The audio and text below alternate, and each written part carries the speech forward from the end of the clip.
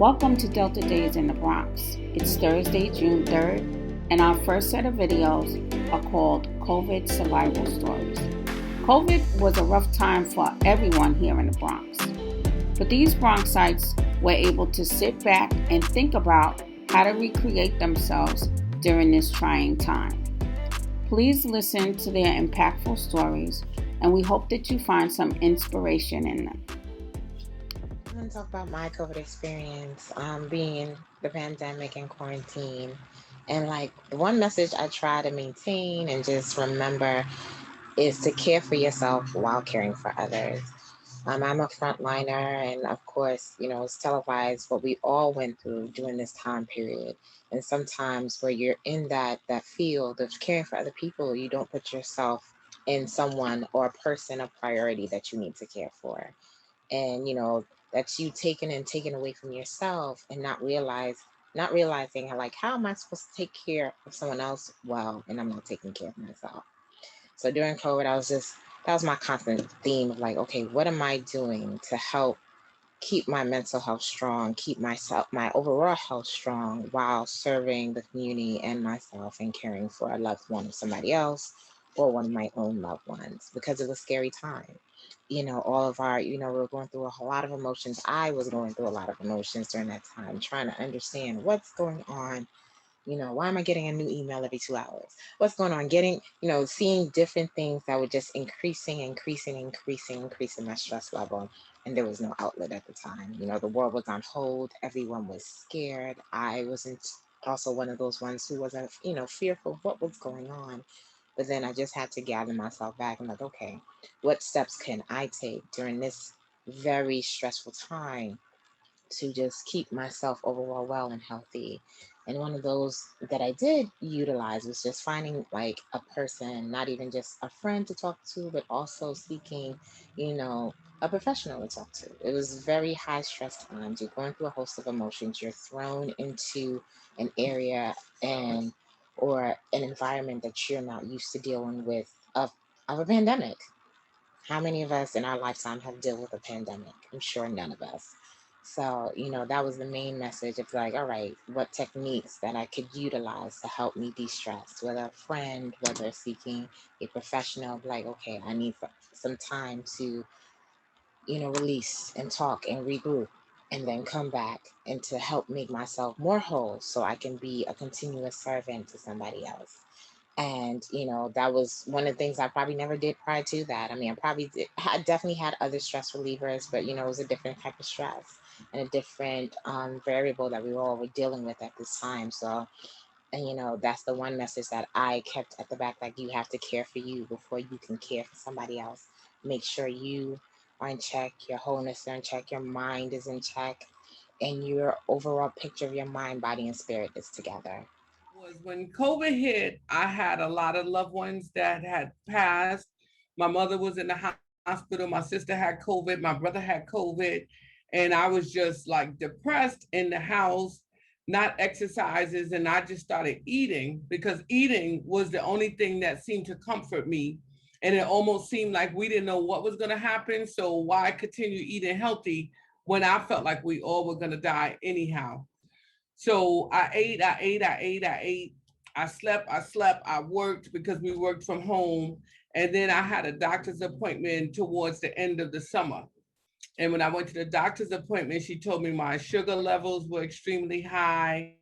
My blood pressure was extremely high. I had never had cholesterol problems, but she told me my cholesterol was high. Everything was high.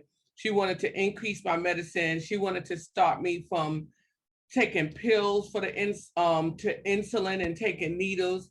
And I told her, I said, doctor, just give me a month or two and then redo my blood work. And I promise you, you won't have to do all of those things because I never wanted to take insulin for my diabetes. So she gave me a month or two. I always saw Sarah Karen Skinner Parks with the health committee walking, and I saw them on social media. And I kept on saying, I want to join them. I want to join them. So one day after seeing that doctor's ultimatum, I got up on August 31st. I'll never forget. Met them down at Soundview Park, started walking. It was hard because I was overweight, I was big, And I started walking, and now it's been almost a year later. My sugar levels went down. I never had to start with the insulin. My blood pressure was under control. I don't have any issues with high cholesterol anymore. I'm down 15 pounds. I can't even tell you how many inches. And now I'm averaging, my Fitbit just told me today that I'm averaging 16 miles per day. I gave myself 10 miles per day, but I didn't give myself enough credit. So to God be the glory. I'm grateful. I don't think I could ever stop walking. And my goal for this summer is I want to turn that walk into a jog. So here I am, post COVID, taking my life and my health back. Will share with you my bad times to triumph during this pandemic. So originally I was not working and looking for a job, full-time job, going through temp agencies, some of everything, just trying to find a job because I was out of work pre-COVID. So when COVID hit, I did have a job. It was at NYU and it was per diem. So it wasn't anything full-time. So when it originally hit, I was like, oh gosh, very nervous because I didn't want to contract COVID nor bring it home to my family. So I was kind of leery. I think I had worked about 3 or 4 months by then and was like, okay, I'm just gonna stop. I stopped for about a month and was then felt better on where they situated me to work. And I worked that. So I was working that kind of during the pandemic. And finally in October, I got temp work to permanent. And January of this year, I was brought on full time. So in the midst of everything, through no employment, through losing loved ones, through losing friends, and just losing people in general in this hard time, I was still able to say, I have not one, but two jobs. And I understand the struggle is very real, and finding employment or anything that you need in this can be quite a struggle, but don't give up. Do not give up, because in the end, you will get what you need. And there's light at the end of the tunnel. And I just want you to know to keep pressing on, because that's how I made it. And with the help of God, there's no way that I could have done this without him. So again, press, pray, and you'll get it. You'll get it. Your day will come. March of 2020, I took a hiatus from social media. Everything that was going on was just a little overwhelming. And in April, aunt passed away. She had dementia for 3 years. I had been her caregiver.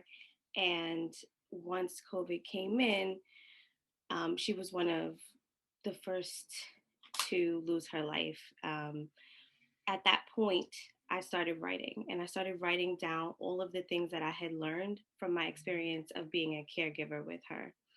After about 3 months of just writing and staying away from news outlets and news media, I had a book. And that was the first published work that I've ever created. Um, my book was something that was not intended to make money, but it was more to give information to those who end up in a situation where they're having to support a loved one, and knowing what it is to expect and also how they can get their paperwork in order. The goal of the book was simply to share information, but it inspired me to continue writing. Since then, I have created a blog, which I was doing a lot of writing on before I ended up back at work. I am a teacher, so once I started back to work, it got a little bit more complicated. But this January 2021, I started writing again, my first children's book, and that is in the process of being published at this time. So, if I could take anything out of this time of being home, it has truly been being able to find my niche in something that I'm excited to do and share with the world. One way that I have triumphed during this time in COVID has been to really just stop and take note of everything that's going on around me. Learning how to be still, has been quite an adventurous and learning experience for myself. And I have come to really enjoy just being still. Oftentimes we are so busy being on the go from one thing to the next that we really don't stop to take in, our own energy, taking in our own abilities, like can we and should we be continuing to run ourselves into the ground? And through this COVID-19 pandemic, I have learned that running myself into the ground no longer works for me. And so I've been learning to say no, learning to sit back a little, even if it's just for a little bit, and just being still and appreciating and having gratitude for just being still during this time. Another way that I've tried during COVID is really getting a handle on my finances, really tackling some debt that had been looming over my head since my early 20s, and just really making a financial plan and really setting it in motion to see how well I could do between last year and now. And I'm really happy to report that I have tackled a substantial amount of debt. And in doing so, I've increased my credit score as well as my FICO score in well over 100 plus points added on. So I'm really proud of that. And just continuing to have sound financial habits as we move into this new normal. And also just trying new things, learning a skill like braiding my own hair, crochet braiding my own hair. Um, Enjoying makeup, buying lots and lots and lots of makeup, and enjoying just playing around with it and just learning a new way to, get pretty. And just remembering that even if you're not going anywhere, it's still fine to look glamorous and be pretty at the same time. So I have found that while this has been a trying time, um, there is sunshine to be found in these trying times.